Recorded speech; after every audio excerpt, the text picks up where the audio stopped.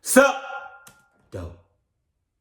This all happened 15 years ago. Right.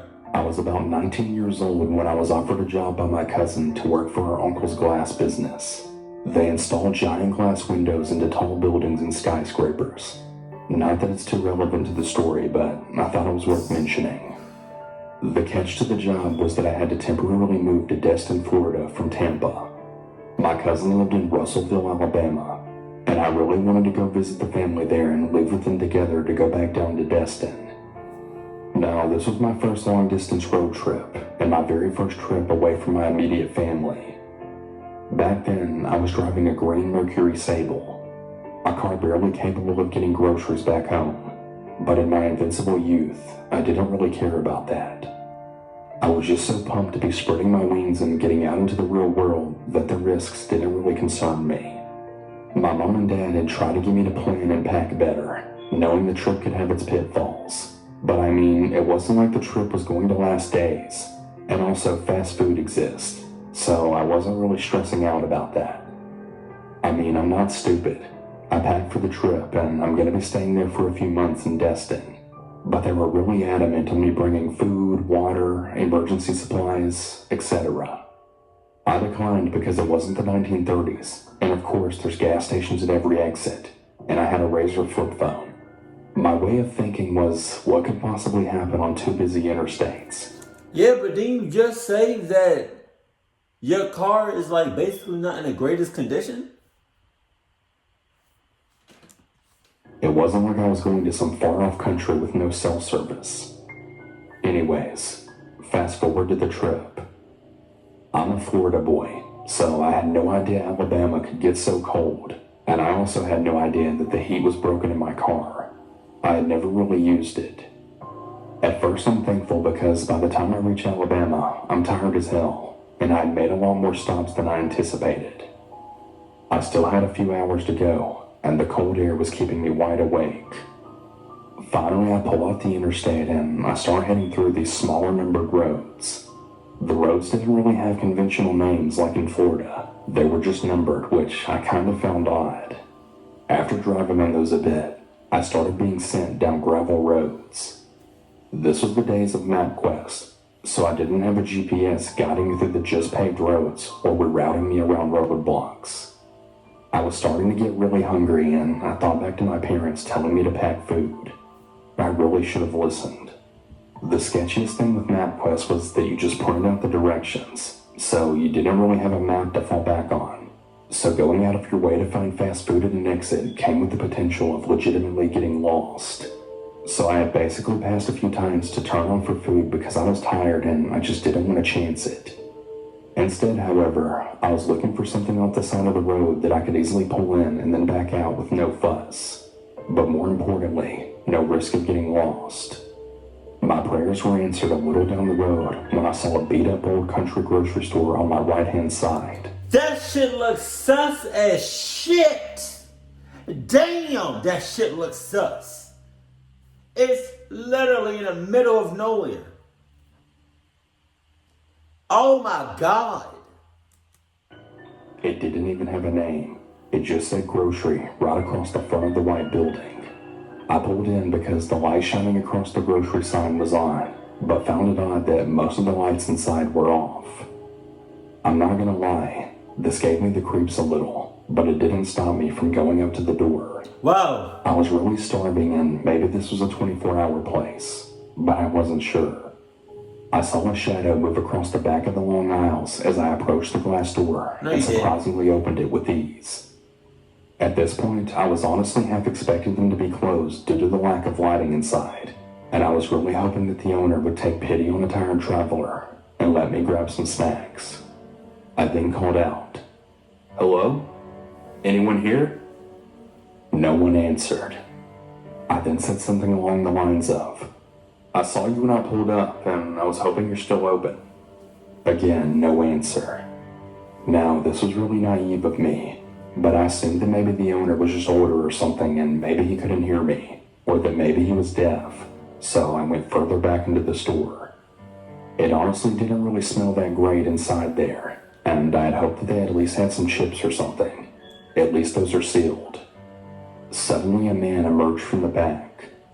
"Oh, I'm so sorry. We were just about to close. How can I help you?" Oh, bet. You about to close? Got it. Got it. Fucking shit. Asked with a smile. He clearly made me jump out of my skin at first, but he seemed friendly enough. Not the old man I was picturing before, but actually a much younger guy, maybe in his 30s. "Yeah, I just came up from Florida. It's been a long drive. I was kinda hoping you guys had something to eat for the trip." "Oh, we have plenty. What are you looking for exactly?" he said without taking his eyes off me. The guy had a really weird unblinking stare that just really put me on edge, but what made me the most uncomfortable was his smile. He smiled big, but his eyes never moved, as in the only way you could tell he was conveying an emotion was by looking at his mouth. The rest of his face stayed the same. Why he do all that? He sus. He a creep.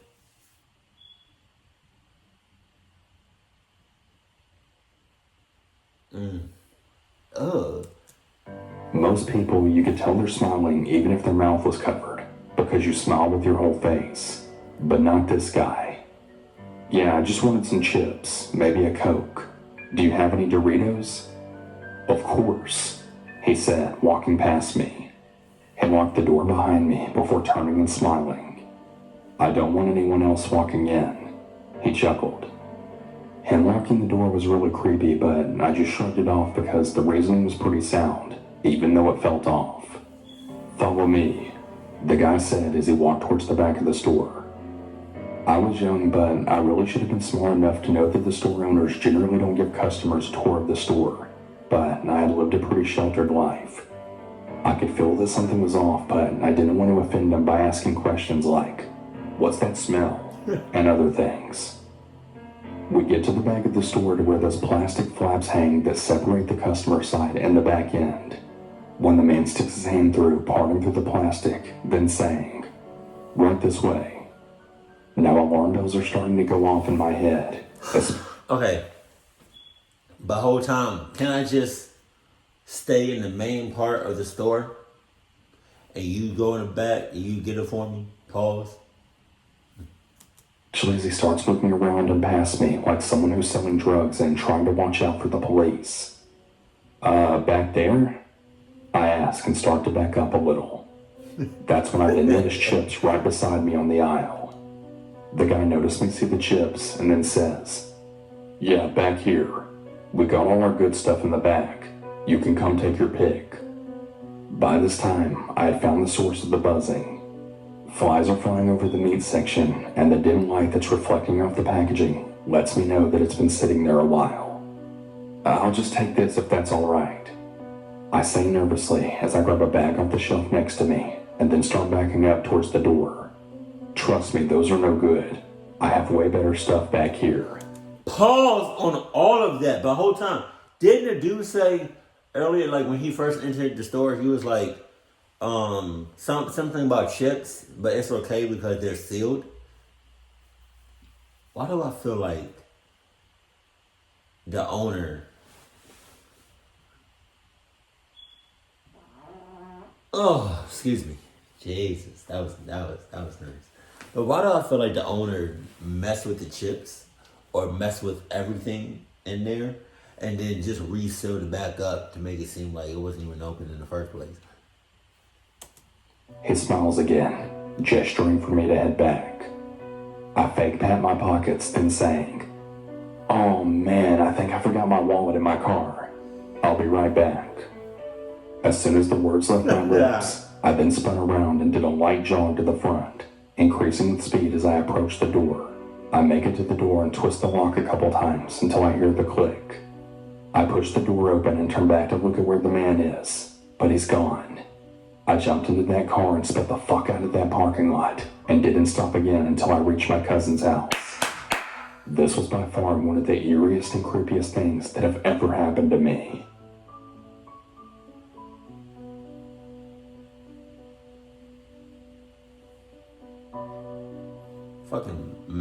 Yes. This happened when I was 7 years old. Are those the same ingredients? Are those the same products that was in the other store? Sus. My twin sister and mother. We had just entered our local grocery store, Surefine, when a man no more than 10 feet in front of us glanced over and immediately whipped his head back towards us. Now, as a quick side note, my twin and I at that age were always dressed in matching dresses, and we had long blonde hair that had always got us looks of balls and affection. But this was different. He was a bulky middle-aged man of mid-eastern descent, and had stopped what he was doing to fully look at us up and down. A really husky smile crossed his scruffy face. My mother paid no mind to this, as she was no stranger to creepy men herself. Oh, no! Oh, my God, you suck. You suck as a mother, as a parent. You suck ass. Damn! You do not care about your kids. That's crazy as hell. I immediately grumbled to my twin Cass how creepy it was the way the man was looking at us.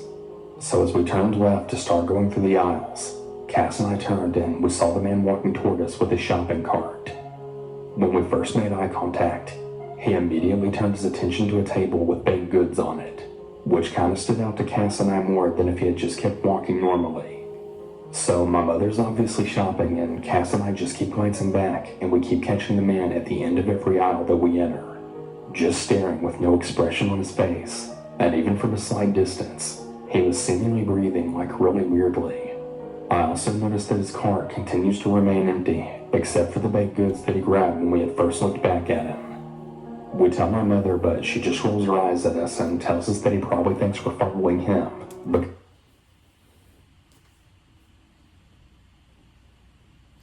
Comment below. Have you ever been out with your parents or your parent or a guardian angel or somebody, right, that was watching? And you've been out somewhere in public and somebody was on some sus shit, right? Did your parent or whoever you was with, did they like when you told them about this person that was on some sus shit, how did they act when you said it? Cause she acting like she'll give a damn about her kids. So we keep looking at him. The man disappears as we hit the last of the aisles, and Cass and I are already on a completely different topic by now, when we're heading for the registers, having almost completely forgotten about him within minutes. We're about to make it to the register when my sister asks my mom for a candy bar, and I quickly join, to which she then angrily replies that we don't have the money for it. We're both pouting at this point, and she threatens to leave us as she begins putting things on the conveyor belt. But then Cass and I watch my mother turn to face us again, when her expression completely changes and her eyes shift behind us. It's the man. Jesus. He's sweating profusely at this point, and he's literally less than like a foot behind us. Cass and I immediately take a step forward towards our mother. The man laughs awkwardly, then apologizes, saying, "Sorry, ma'am. I didn't mean to scare you girls. You're all just so beautiful." Oh. These girls, Oh. are they yours? My mother kind of scoffs at Oh. It doesn't even help the fact that I'm watching Surviving R. Kelly. I don't know why I waited so long to watch that. But I'm watching Surviving R. Kelly right now, part 2. I never even seen the first one, right? But I just went on Netflix, and at the time, they were advertising it. Not advertising, like they were just showing like what was new on the site. And this right here is just giving me like, ew, you nasty, you disgusting, I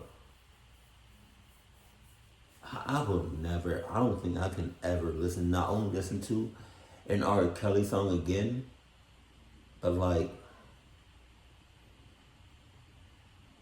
he just disgusts me. That's disgusting. Does anybody know how long R. Kelly's locked up? I heard, is he still waiting trial? Or is he locked up? And if anybody knows how long he's locked up for, please let me know. He should be locked up for life. Jesus.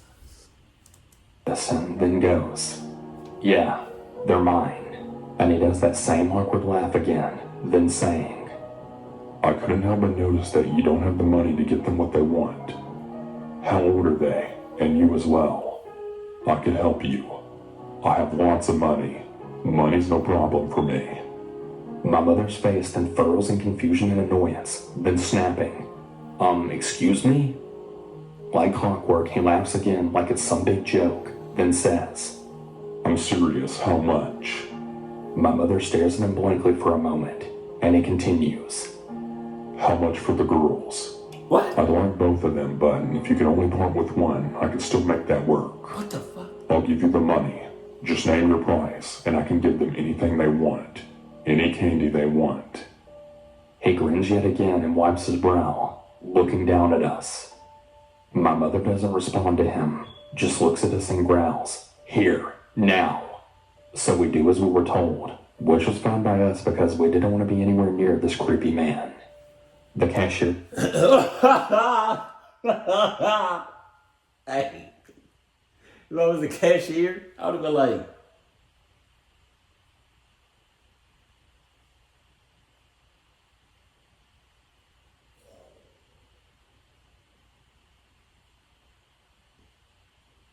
hey, I'm not even going to like. Her facial expression is the same facial expression I would have made. Jesus, right, man. But I just want. That's not why I stopped. That's not why I paused the video. I just paused it on her face. The reason, no. Hold on. I'm trying to get my thoughts together. Okay. So when old dude was like, "How much for the kid or kids?"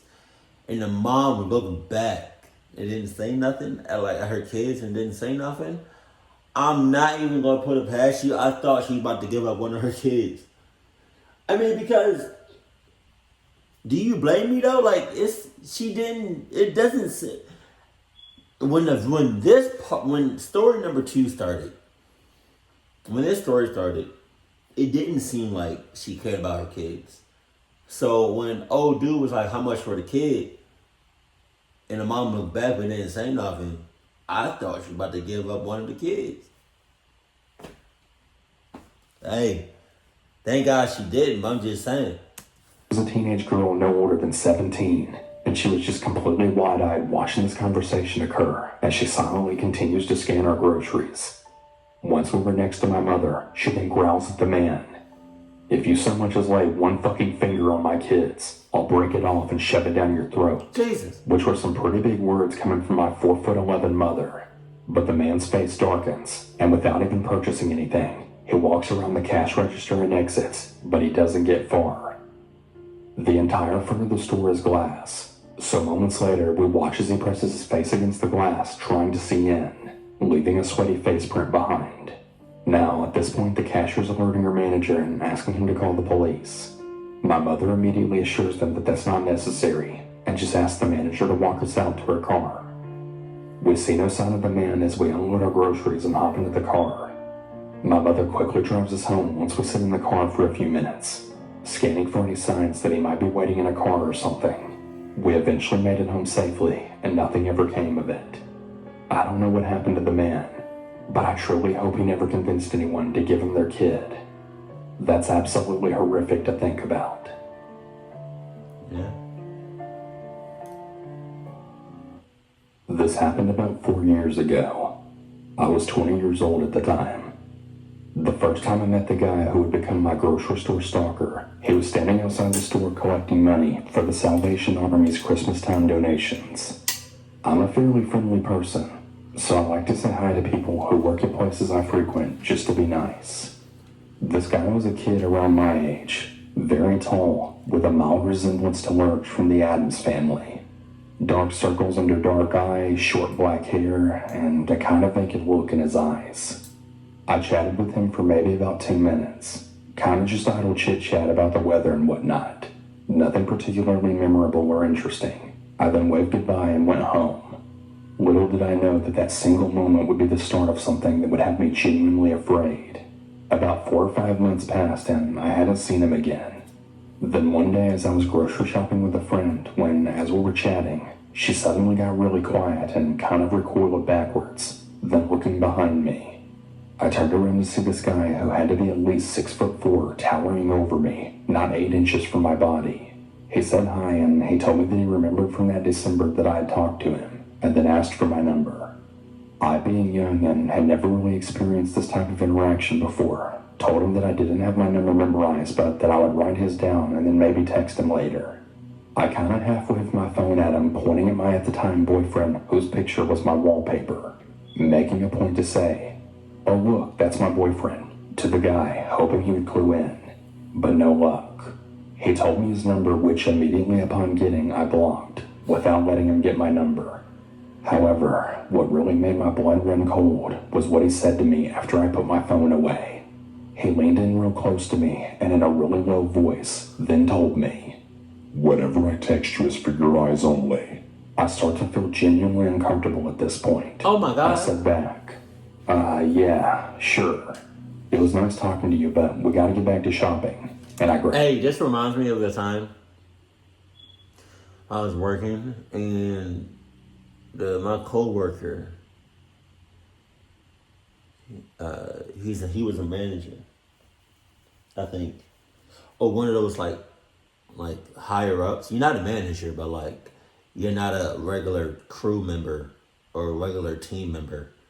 It's like you're like in between a regular team member and right up. You're above a team member, but you're below a manager. It's like that little gray area, right?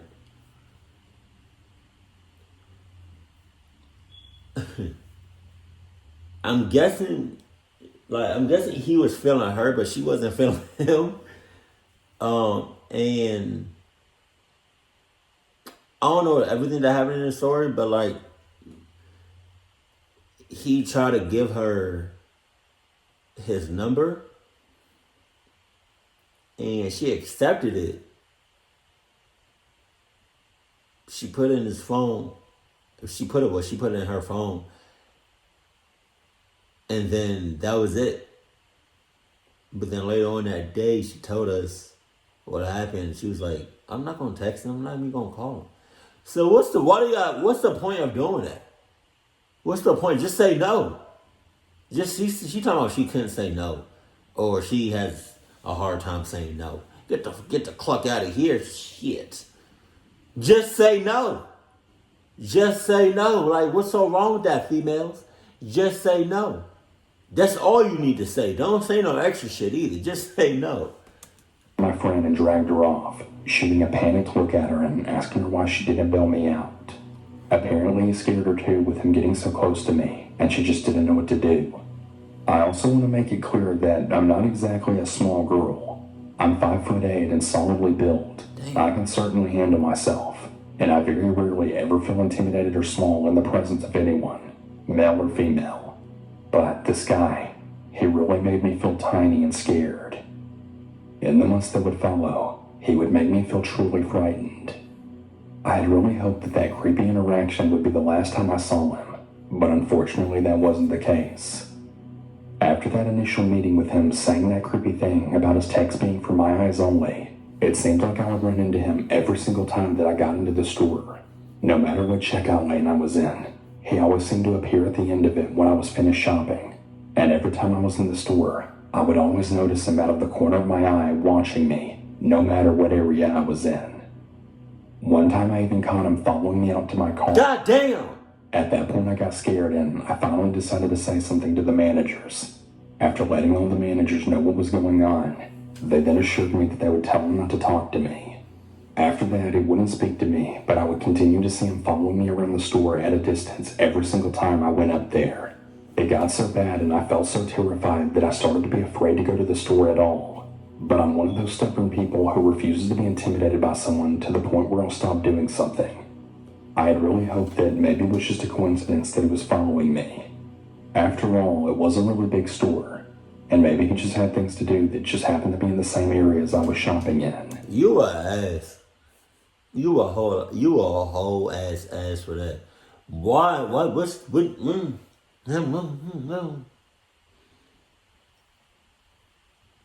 How many times is it going to take you to realize that this person, this guy, is on some sus, creepy, clock shit, and probably got a pack of condoms ready for your ass to cluck your shit up? So I started to pay close attention to my surroundings. Once I started really paying attention, I realized that every single time I was up there, I would constantly notice him in the same areas in the store that I was in. During my last encounter with him, I went to the store to just grab 2 or 3 items that I needed for dinner that night, and I first saw him standing at the store when I got there, and with his back facing me, I quickly ran inside, hoping he didn't see me. Unfortunately, a few minutes later, I had saw him at the very back of the store, and items in hand, I immediately made a beeline towards the front.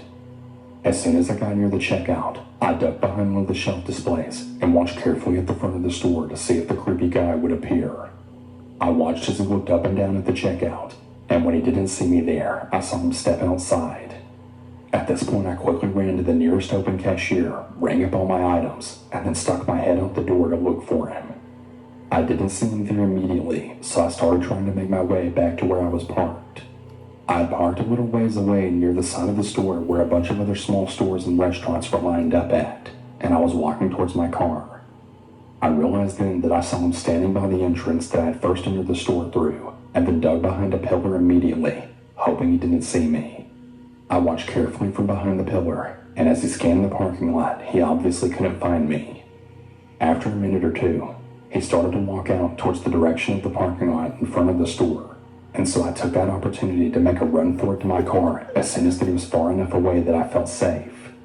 As soon as I got into my car, I then locked the doors, and to my horror when I looked up, he was standing there about 15 feet from my car with a shopping cart in front of him. I knew that he followed me, and he knew that I knew. Hey, it's about time for you to, no pun intended,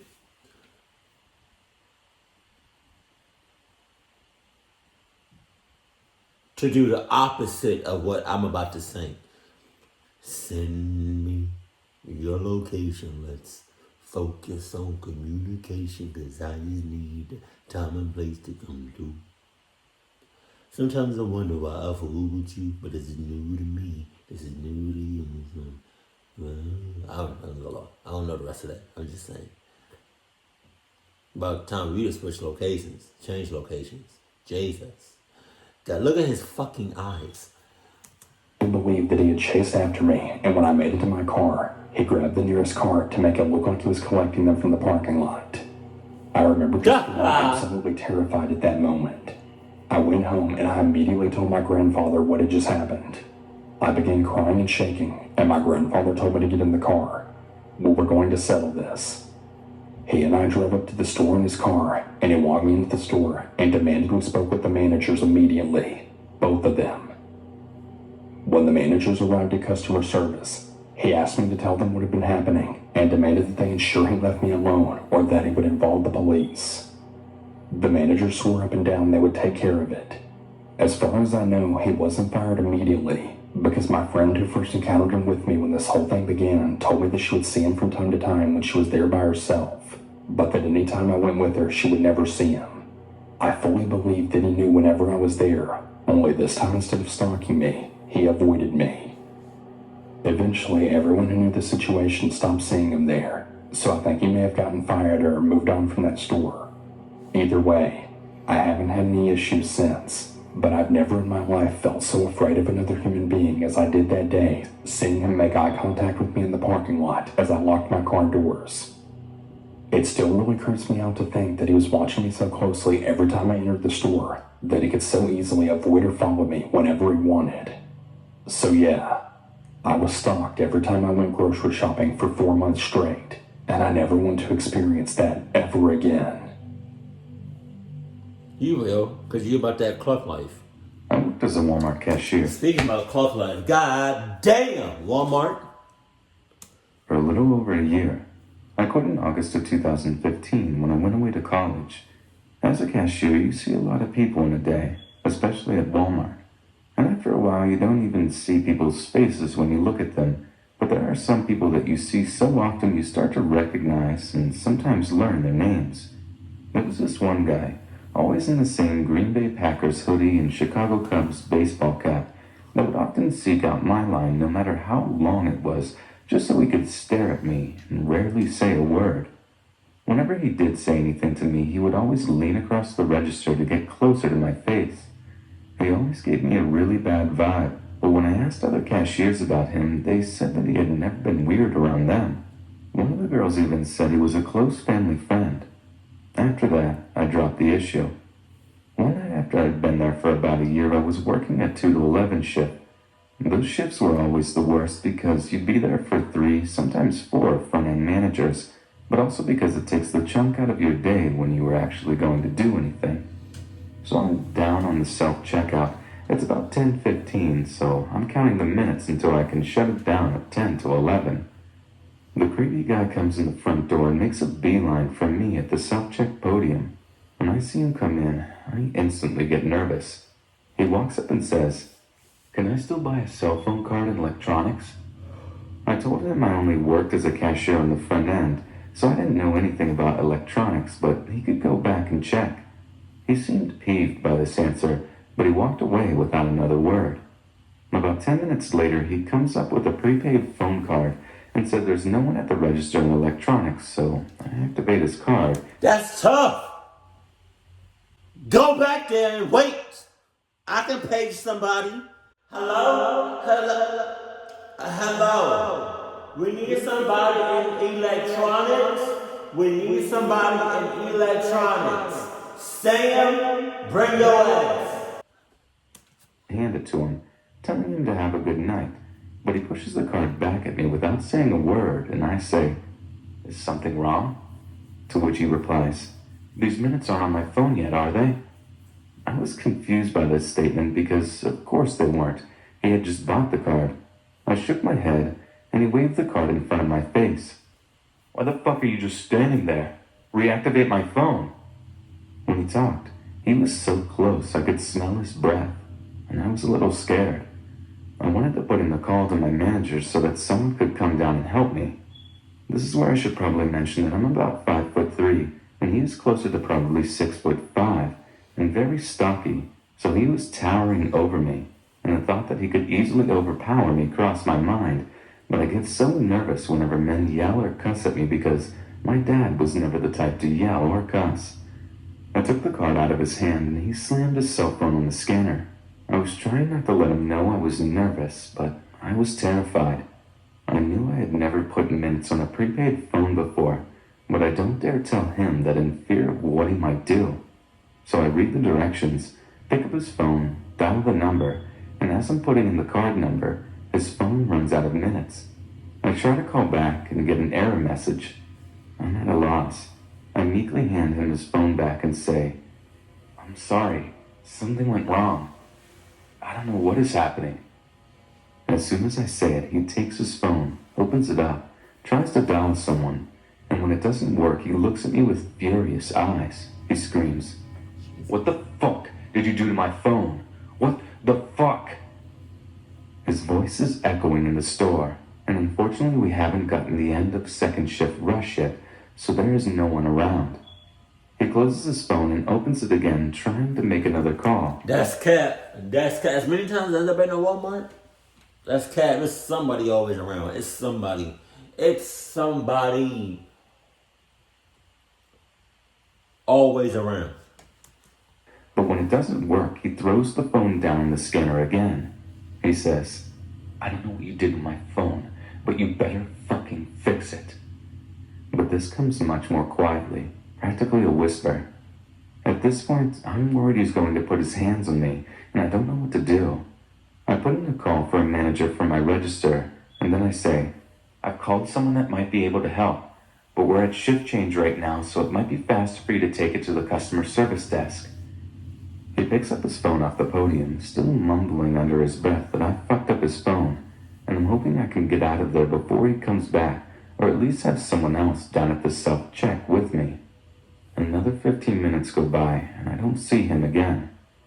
As As I'm picking up items that people left by the registers, getting ready to shut them down for the night, Damn! he comes back and stands by the podium. He still looks completely pissed off. Talk about a fucking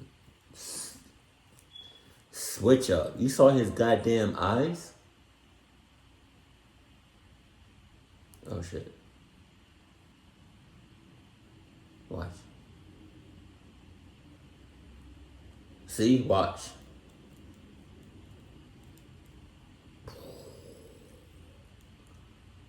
God damn.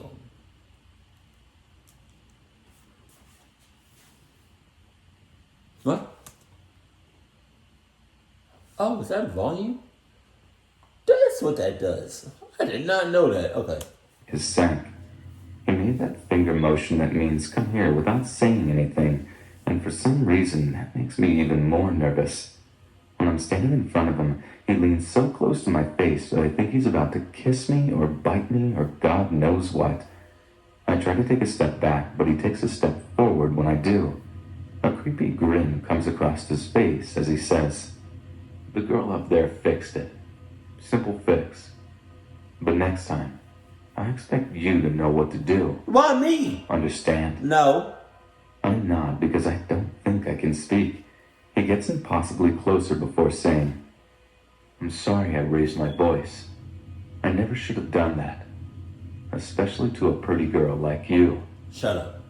When he adds the last part, he lightly uses his fingertips to brush my bangs to the side. Oh my God. I took a step back and he said, "Let me make it up to you. Let me buy you a drink." Wow. I shake my head. I say, "No, thank you. I'm only 19. He says, "So we'll get a couple of beers and go back to my place." Again, I shake my head. "No, it's really okay. I'm not much of a drinker. I have an early morning tomorrow." He looks displeased with this answer and says, "Tell you what, I'll wait over here by the door just in case you change your mind." I smile at him weakly and tell him to have a good night. When I see him walk through the security, I quickly shut down the registers and sign out of mine. Then I run over to find a manager to tell about the whole thing. The third shift manager that I tell looks at me like I'm lying, and when I'm finished says, "I know Todd. He wouldn't hurt a fly." You know Todd. You know Todd. No, God, not this shit is in cahoots. They in cahoots. They in cahoots. They in cahoots. And what are you talking about? They don't believe you. It's Walmart. Fucked up shit happens on a consistent basis. He doesn't have it in him. You're probably just being dramatic. She then turns to another older cashier behind her, shakes her head and mumbles, "Teenagers." I ask if I can have someone to walk me to my car, and they tell me that management is in a meeting and the security guy went home already. So I clocked out and went to the bathroom. I waited in the bathroom for about 10 minutes before coming out and attempting to go to my car.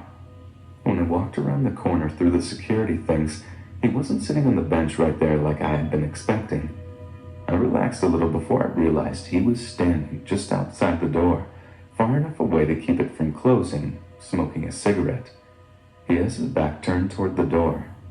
Luckily, I never went out the front doors. I always went to the corridor and not the side door.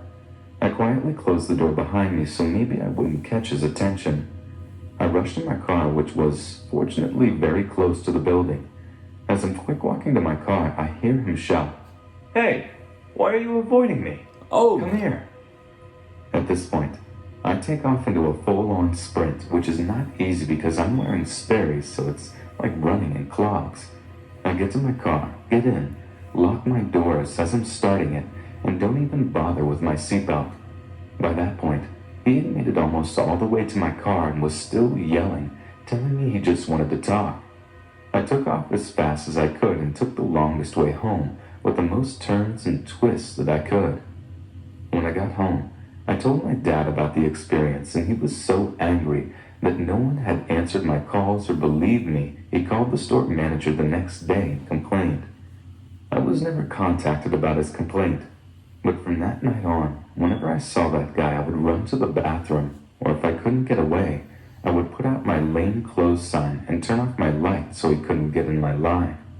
You always hear people talking about the people of Walmart as being trashy, but they never tell you about the select few that are scary as hell. The people of Walmart. Cluckies. Jesus.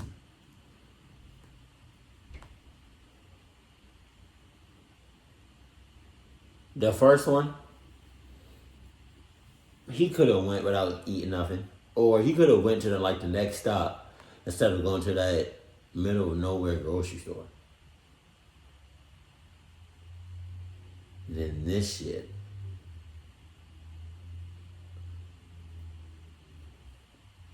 With the two daughters. I don't like the mom. I don't like the mom. She barely pay attention to her kids. Oh my God.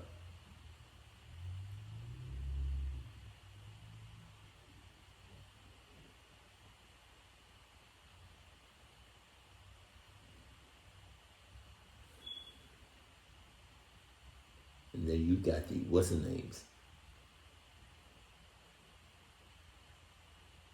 Then you got the one that was followed all around the grocery store. How many times does it take y'all to realize that you're being followed, especially in the grocery store? Because it does, best believe it does not take me that long. It doesn't. And I'm starting to think for the last story that people were just minding their business because there's always people in Walmart, always. And people are nosy, but some people just like to mind their business. So I think that's what happened. Because otherwise, this shit would have been handled early as hell. Keep it cool, keep it classy, and I love you, stay happy. My family.